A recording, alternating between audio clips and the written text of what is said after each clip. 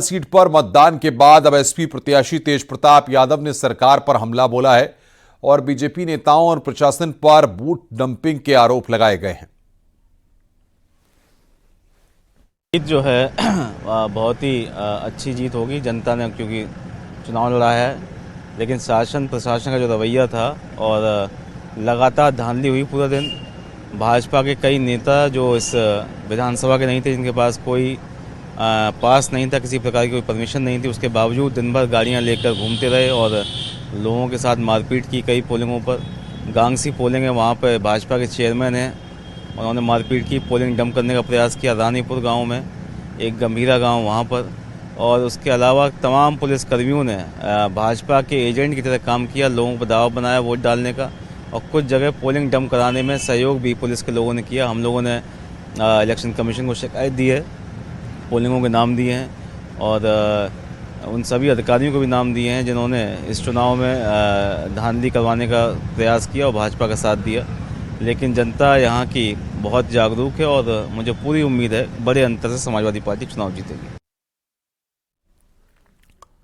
उपचुनाव की वोटिंग के बाद अब रिजल्ट का इंतजार है। एग्जिट पोल में जहां बीजेपी को 6 और समाजवादी पार्टी को 3 सीट पर बढ़त मिलती दिख रही है। बीजेपी और समाजवादी पार्टी में नई सियासी जुबानी जंग शुरू हो गई है। रामगोपाल यादव ने जहां पुलिस पर ज्यादती के आरोप लगाते हुए सभी 9 सीट पर दोबारा वोटिंग की मांग करती है, वहीं भूपेंद्र चौधरी का कहना है कि अखिलेश और एसपी के गुंडों ने माहौल खराब करने की कोशिश की थी। देखिए रिपोर्ट।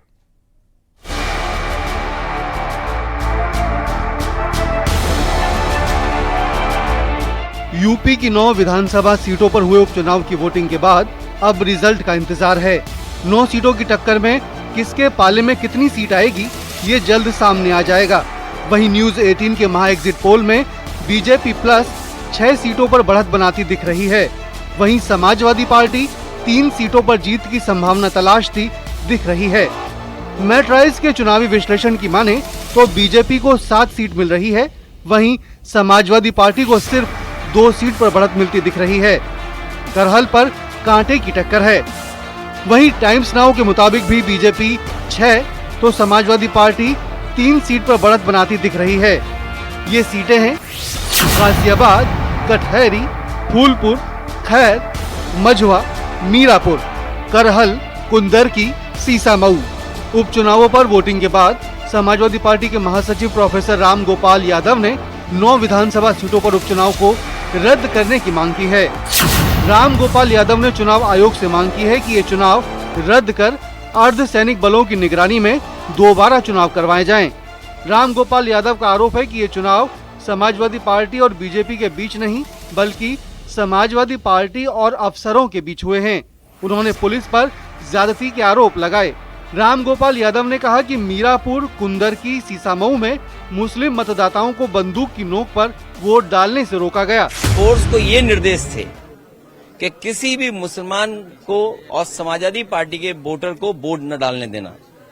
अगर आप ब्रीफिंग ये करोगे, अगर चुनाव में जो फोर्स जा रही है उस फोर्स को अगर आप ब्रीफ ये करोगे कि आपको मुस्लिम और जो समाजवादी पार्टी का पिछड़ा, दलित, आदिवासी, अल्पसंख्यक आदि आबादी के लोग हैं, महिलाएं, उनको वोट नहीं डालने देंगे। वहीं बीजेपी ने समाजवादी पार्टी पर निशाना साधा है। बीजेपी का आरोप है कि समाजवादी पार्टी के गुंडों ने चुनाव में माहौल खराब किया। उपचुनाव वाले क्षेत्रों में समाजवादी पार्टी ने बाहर से बुलाकर, जिस प्रकार से अराजक तत्वों को बुलाकर चुनाव को प्रभावित करने की कोशिश की है, वो हम सबके सामने है। जिस प्रकार से बुर्का पहनकर महिलाएं फर्जी वोटिंग कर रही हैं, वो भी कहीं ना कहीं आपके सामने आया है। यूपी की 9 सीटों पर विधानसभा की वोटिंग के रिजल्ट को लेकर समाजवादी पार्टी का कहना है कि बीजेपी ने चुनावों में यूपी पुलिस को जिम्मेदारी दी थी। संविधान की पूरी तरीके से हत्या की गई। जिसकी ये लोग शपथ लेते हैं, उसकी गरिमा को तार तार कर चुके हैं। भारत के इतिहास में पुलिस भी एमएलए पैदा करती है। इस बार 9 सीटों की जिम्मेदारी उत्तर प्रदेश पुलिस को दी गई और उत्तर प्रदेश पुलिस ने बहुत ही सफल, कामयाब एक एक्सपेरिमेंट करते हुए उसने बताया है कि भारतीय जनता पार्टी को चुनाव लड़ने की जरूरत नहीं है। पसंदीदा डीजीपी ले आइए, रैंक में हो ना हो, सीनियरिटी में हो ना हो, और चुनाव जीतने का काम करिए। ये संविधान की पूरे तरीके से हत्या है। और जो संविधान का जिसकी शपथ चाहे ये आईपीएस ऑफिसर्स लेते हैं या मुख्यमंत्री लेते हैं, उसकी गरिमा को तार तार करते हैं। यूपी में 9 सीट पर विधानसभा के उपचुनाव को समाजवादी पार्टी और पुलिस प्रशासन का चुनाव बता रही है, तो बीजेपी का कहना है कि समाजवादी पार्टी ने माहौल बिगाड़ने की पूरी कोशिश की थी, लेकिन पुलिस ने समाजवादी पार्टी से जुड़े गुंडों पर सख्त कार्रवाई की। अब देखना यह है कि वार पलटवार कहां जाकर थमता है और एग्जिट पोल के आंकड़े कितने सही साबित होते हैं।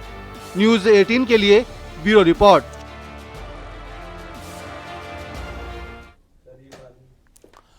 दिल्ली एनसीआर में प्रदूषण को लेकर आज फिर सुप्रीम कोर्ट में सुनवाई होनी है। पिछली सुनवाई में कोर्ट ने दिल्ली